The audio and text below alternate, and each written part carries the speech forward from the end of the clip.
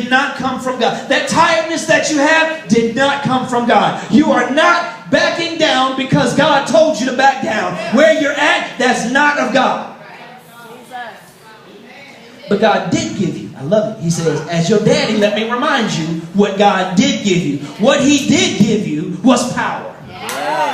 He gave you the ability to face whatever you're faced and stare it down eyeball to eyeball and say, I'm not afraid of you because greater is he that's in me than he that's in the world. I'm not backing down from my schedule. I'm not backing down from my commitments. There's power. I love it. I love it. It's the power that shows up when you give up.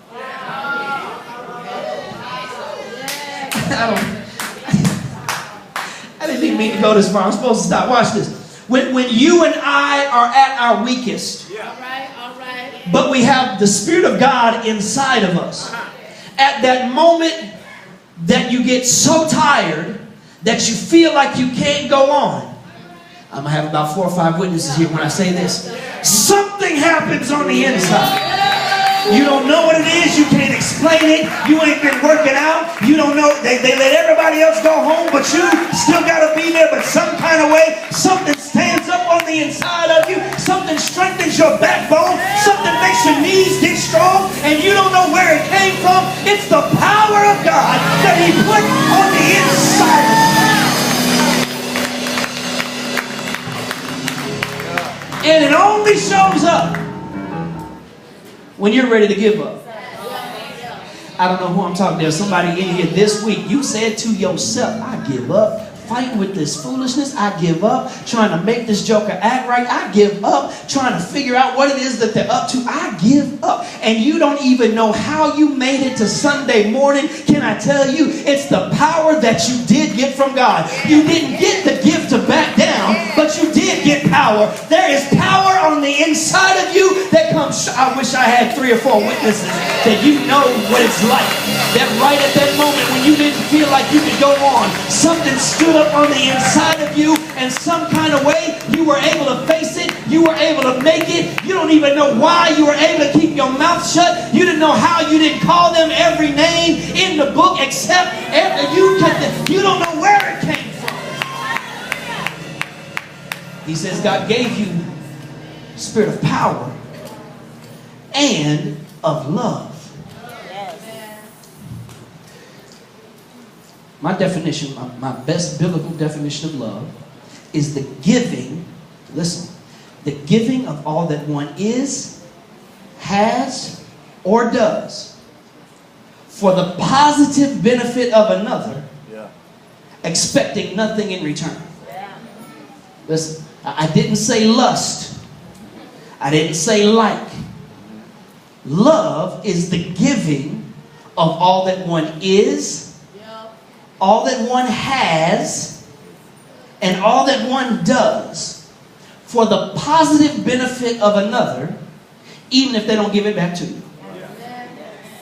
Paul says, Timothy, what you did get was the ability to love unlovely people.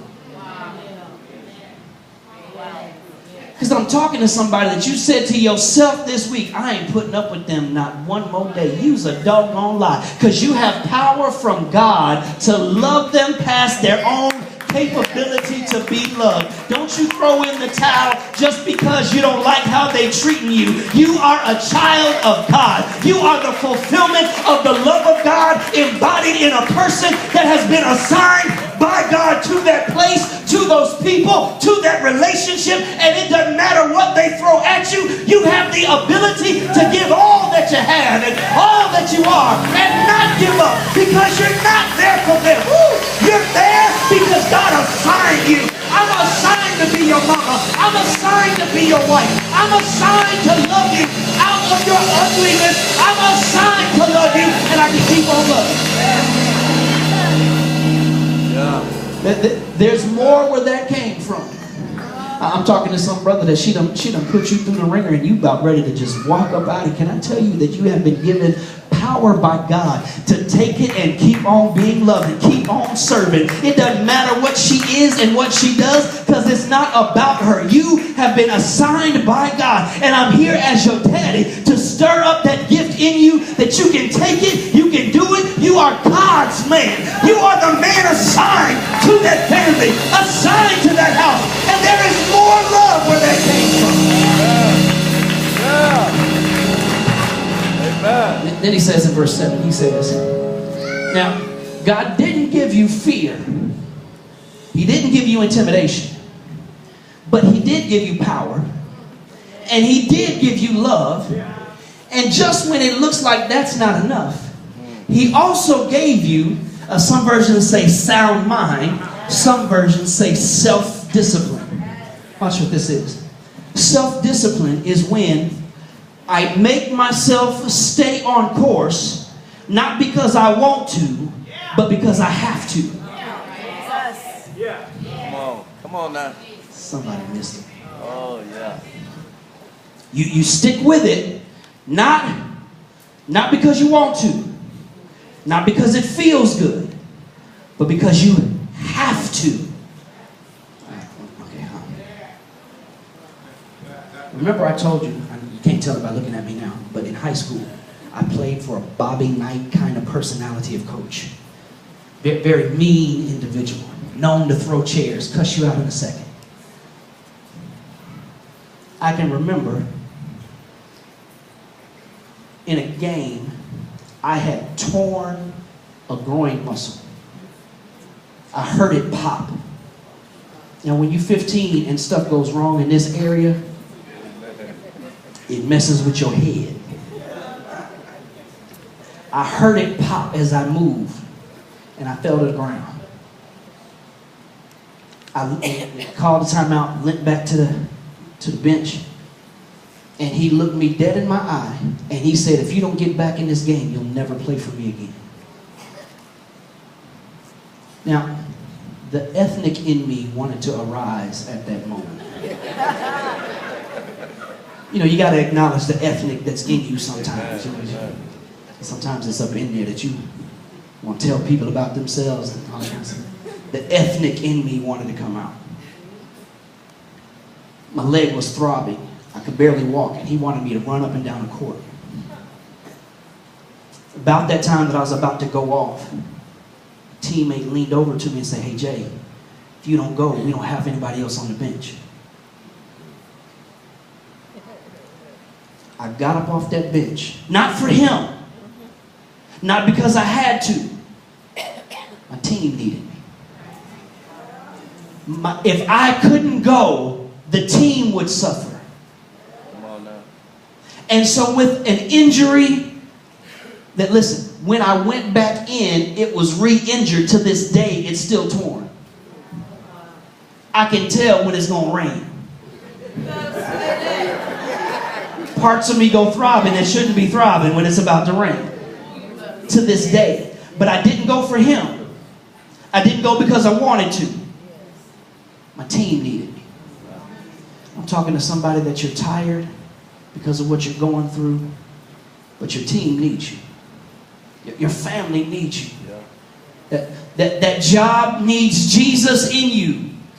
And I know it hurts. I know that you want to back down. I know you want to quit, but you are the only one that they have. You are God's only assignment, and you have been given power by God to set your mind in a place that even though it hurts, and even though I hate what I'm going through, I'm not looking at the issue. I'm not looking at the pain. I'm not looking at the right now. The Bible says that we fix our eyes on Jesus, who is the author and the finisher of our faith. I don't look at the problem. I look past the problem, and I see what Jesus is going to do through the problem, and I set my mind.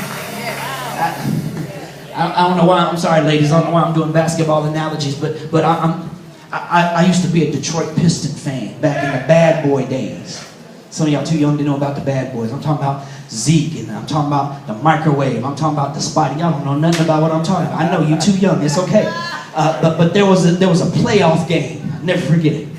Playoff game where Isaiah Thomas injured his ankle so bad it swole up to the point that he couldn't walk at all. And the team said that we don't know what happened, but he sat on the bench at the timeout. And he knew the game was on the line. And they said, we watched him. He put his head down.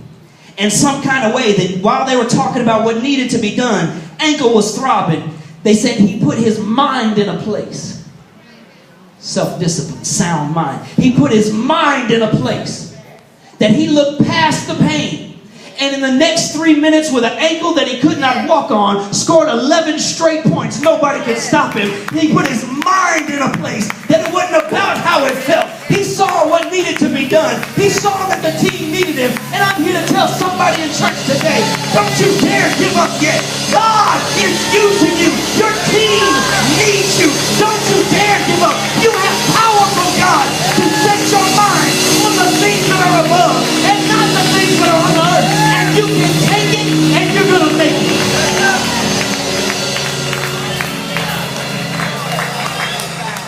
I'm done. Everybody stand to their feet. I'm done.